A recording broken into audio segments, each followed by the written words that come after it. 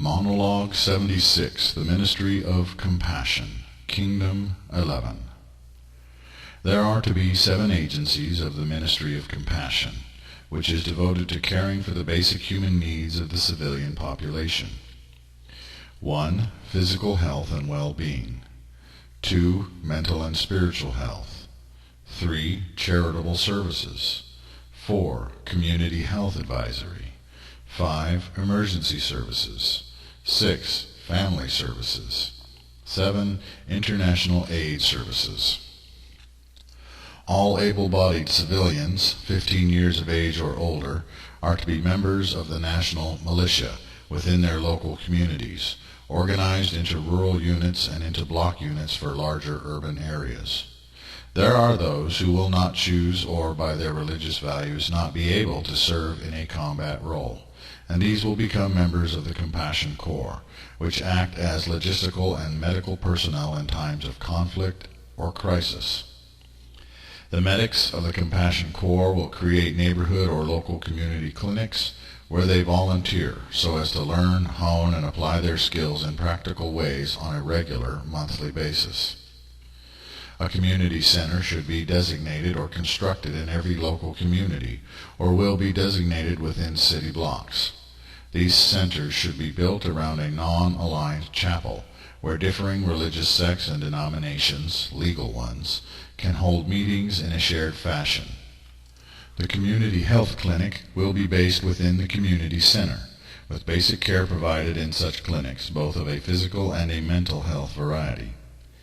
A unity between physical, mental, and spiritual health treatment is essential, and the focus of medicine in the Orion Kingdom should primarily be placed on prevention.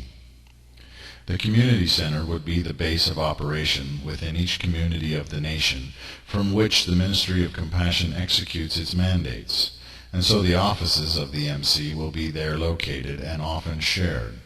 This will include offices and facilities for the Charitable Services Agency, which will act as a food shelf, non-profit thrift store, a homeless shelter, and a place to find day labor services. Counseling services for individuals and families should be made available at each community center. The Community Health Advisory Agency is to be very much like the American Health Department, setting the health and safety standards for the nation and acting as monitors to inspect and ensure that those standards are being followed.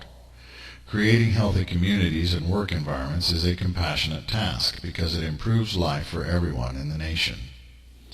The Emergency Services Agency will operate as a governmental form of the International Red Cross, ever preparing and prepared to respond to disasters and the humanitarian needs of the people caught in such disasters.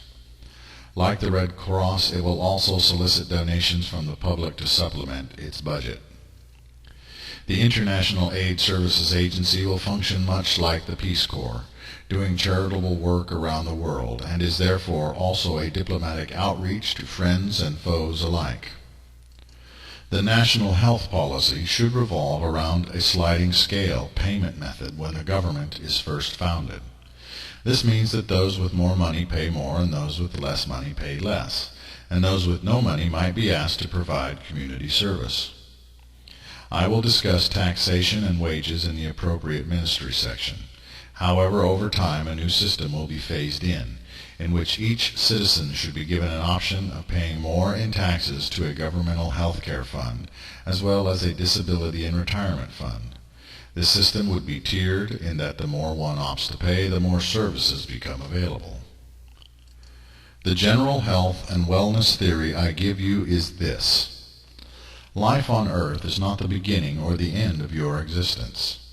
If you try to eat right, a balanced diet, exercise at least minimally 10 to 15 minutes of rigorous exercise a day, avoid narcotics, consume alcohol modestly and infrequently, strive for stable and committed relationships, marriage, and are even minimally devoted to a religious practice, you will prevent a great many health problems during your life.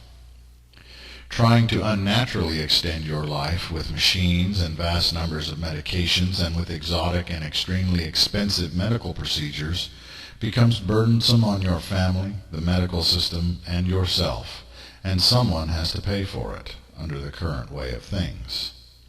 It is unfair to expect your fellow citizens to pay out hundreds of thousands, even millions of dollars, more than you may or may not have earned in an entire lifetime, to keep you alive for a handful of years, or even just a few more months or days.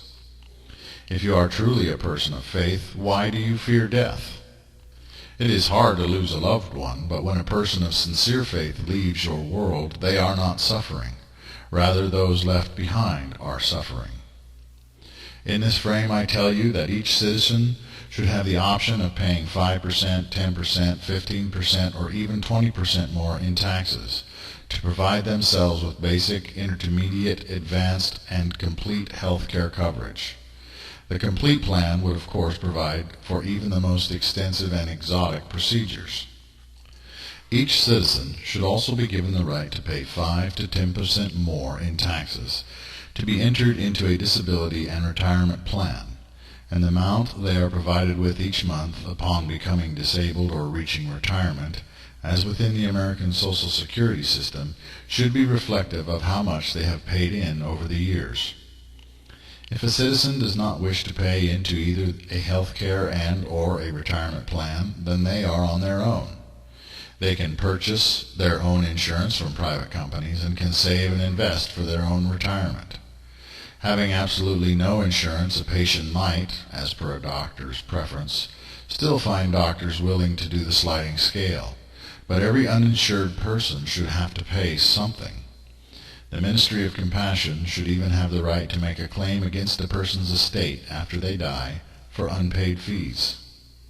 This may seem harsh, but it is necessary to encourage citizens to either buy private insurance or to enroll with the public option. The opt-in or opt-out choice must be made before one reaches 20 years of age, although a grandfather clause should exist for those who are over 20 years of age when the system is implemented. Medical personnel will be educated and trained for free, no tuition, within the kingdom, so long as they agree to remain within the system and the state for 10 years after graduation. Much of their training will be done in local clinics, so that it is not only book learning but also a hands-on education. Medical personnel will be paid a fixed rate, a wage, as per their level of education and years in service, as well as hours worked, so that pay raises come each year for those who earn them. Medical students would, of course, be paid a low wage, whereas those who have been fully educated and have worked in the field for years would earn a very comfortable or even a well-off rate. See below. As further incentive, loyal medical staff who work full-time will be exempted from the optional taxes for medical insurance, as afore referenced, as if they have intermediate coverage.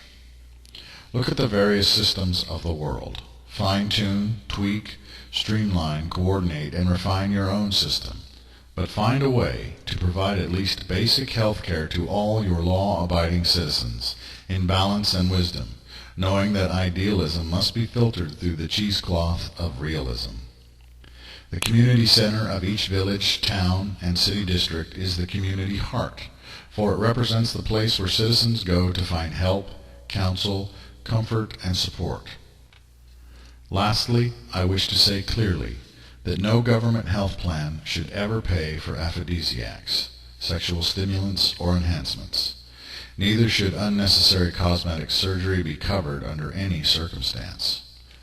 Only in cases of disfigurement or severe cosmetic anomalies, being born with a cleft lip, for instance, would cosmetic surgery be covered by advanced health plans. Such things as sex change operations would obviously not be paid for.